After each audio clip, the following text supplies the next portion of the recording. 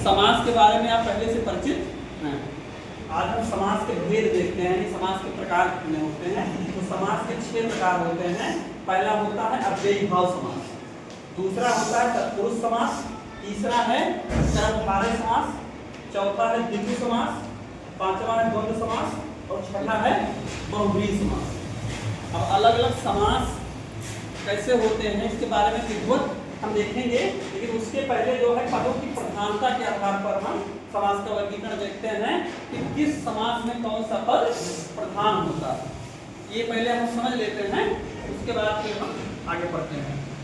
तो पूर्व पद प्रधान कुछ समास हैं, इसके बाद हम पढ़ते हैं पूर्व पद प्रधान होते हैं। तो अव्ययीभाव समास जो होता है वो पूर्व पद प्रधान होता है। जैसा कि हम जानते हैं कि समास में 2 पद होते हैं मुख्यतः, प्रथम पद और द्वितीय पद। यानी प्रथम पद जो होता है उसको पूर्व पद कहा जाता है, जो द्वितीय पद होता है उसको उत्तर पद कहा जाता है। तो अव्ययीभाव समास जो होता है उसमें पूर्व पद प्रधान होता है और पहला पद जो होता है कोई ना कोई अव्यय होता है, जैसे प्रतिदिन, आजन, अनुरूप इत्यादि।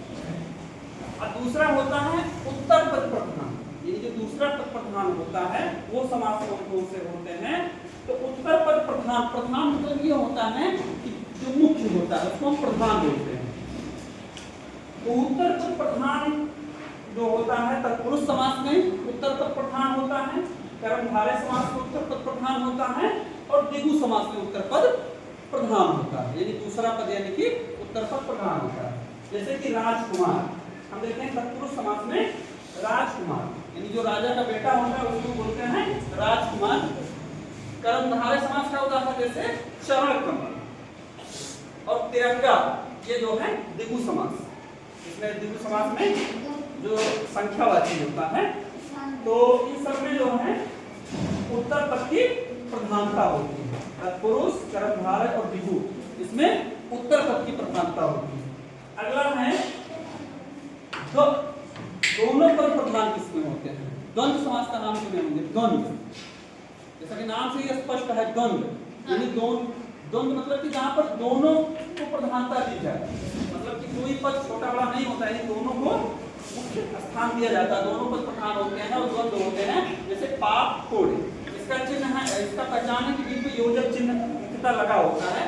पाप कोड़, माता पिता, भाई बहन, इसमें जो है और शब्द बीच में गायब होता है, यानी कि और शब्द का लोप होता है, उसके स्थान पर एक योजक चिन्ह आपको लगा दिखेगा। पाप कोड़, माता पिता, भाई बहन, इसमें दोनों पदों को प्रधानता दी जाती है। अगला है कि दोनों पद अप्रधान, यानी कि न प्रथम पद को प्रधानता दी जाती है और न दूसरे पद को प्रधानता दी जाती है, बल्कि कोई तीसरा पद प्रधान बन जाता है। दोनों को मिलाने पर दोनों नहीं हुए बल्कि किसी तीसरे को मुख्य स्थान दे दिया गया, तो वो होता है बहुव्रीहि। इसमें क्या होता है, कोई तीसरा अर्थ जो निकलता है वही प्रधान हो जाता है, वही मुख्य हो जाता है। जैसे कि लंबोदर, लंबोदर मतलब कि लंबा है उदर जिसका, उदर यानी कि पेट, लंबा है पेट जिसका, यानी गणेश जी को कहा गया। दोनों मिला के अर्थ तीसरा निकला है, यानी गणेश जी, यहाँ पर प्रधानता उनको मिल गई। फिर है गजानन, गज के समान है सिर्फ जिसका, यानी गणेश जी को ही गजानन भी कहा जाता है। चक्रपाणी, चक्र है हाथ में जिसके, यानी जिसके हाथ में चक्र है। अर्थ निकालने पर पता चला कि विष्णु भगवान के हाथ में चक्र है, यानी कि उनको प्रधानता दे दी गई। तो याद रखेंगे अन्य पद प्रधान जो होते हैं वो किसमें होते हैं, बहुव्रीहि में होते हैं। अब इसके आगे जब हम पढ़ेंगे तो अव्ययीभाव, तत्पुरुष, कर्मधारय, द्विगु, द्वंद्व और बहुव्रीहि, इसके बारे में हम विधिवत पढ़ेंगे।